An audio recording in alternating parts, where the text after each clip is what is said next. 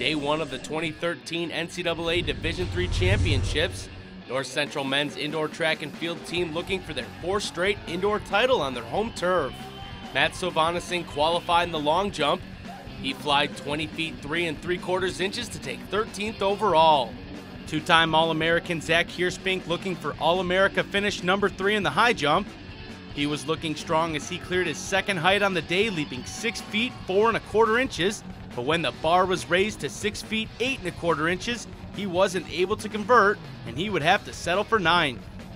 Deontay Hackler looking to advance to the finals in the 400-meter dash. He's got the outside lane in the first heat, and he tried to catch top qualifier Alex Rendon of Augustana down the stretch, but just couldn't find the kick. His time of 49.33 seconds was 9th best and failed to qualify for Saturday's finals. There are no prelims for relays, only finals. The distance medley team had their work cut out with 2 alternates running. As they're sitting in 10th place as Juliano Lodi hands off to Abraham Ashabatan for leg 2. University of Wisconsin lacrosse and Tufts neck and neck for the lead as they head into the 3rd leg.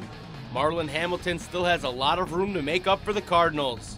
He pushes the Cardinals into 8th as he hands off to Matt Muth for the final leg of the relay. It was the University of Wisconsin lacrosse who wins it as they lead the team standings after day 1, but Muth muscles out in 8th place and All-American finish for the Cardinals. Josh Winder hoping to repeat as national champion in the pole vault as he's the only Cardinal representing the team after 3 in last year's championship. He started off in a groove as he passed on the first 3 heights, then he cleared 16 feet and 1/2 inch with ease. He only needed 1 attempt the following height as well as he sails over 16 feet 4 1/2 inches. But he would miss on 16 feet 6 1/2 inches and pass up to 16 feet 8 1/4, and that height proved to be too tall of a task. But he snags 3rd overall and makes it 6 straight seasons for an All-American Cardinal vaulter. It took a career day from Zach Ferreira of Brockport State to knock Winder from the top of the podium as he clears 16 feet 8 1/4 inches to claim the national title. The Cardinals sit 8th in the team standings after day 1. You win some, you lose some. This is one of those situations where it's a little more disappointing because it's at home, but what you gonna do? I just gotta chalk it up and do everything I can to be the best I can be for the outdoor season. In the 800-meter final, Pat Foley representing the Cardinals after just making the race by 0.06 of a second in the prelims. But that was the difference for him finishing as an All-American with a time of 1 minute 56.58 seconds, good enough for 8th place. John Crane highlighted the weekend for the Cardinals in the 5,000 meters. He was sticking with the pack for most of the race, but as they headed into the final lap, he had moved all the way up to the lead. Chris Stadler of Haverford College had just too much left in the tank at the end as he would edge him out for the title. Crane's time of 14 minutes 28.92 seconds gives him an All-American track and field trophy to add to his cross-country ones.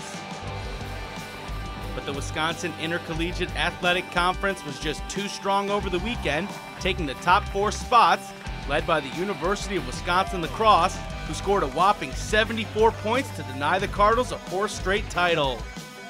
That race was probably one of the toughest races I've ever ran. And the goal was to make a move around about a mile left to go. I waited a little longer than that because the race was a little bit quicker than I thought it'd be. And when I took off, I didn't know if I'd be able to sustain it, but you know, that strength, that all those miles that I've been putting in has really paid off, all that hard work. We won 3 in a row and they won 2 before that, so while they tied with Oshkosh, so the WEAC schools are just tremendous, you know, and sometimes it's your day and sometimes it's not, but anytime you can be in the top 10 in this national championships, it's tremendous. Biggest respect goes out to that North Central crew, man.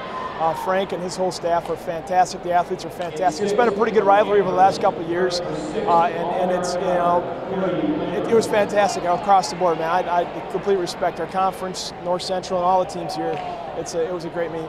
You know, it was awesome to hear the crowd.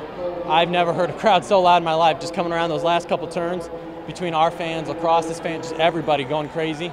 Hearing that North Central chant, you know, really helps you get through the end of the race and realize you're not just out there for yourself, you're out there for your team. And, you know, even though we're not going to win today, you know, it's team score is a team score.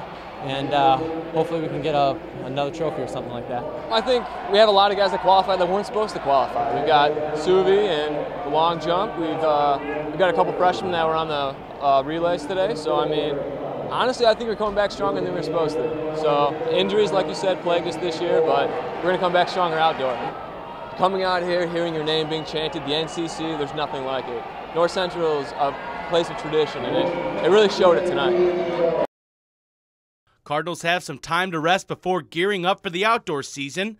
Their first meet is on their own track in their own invitational, March 28th and 29th.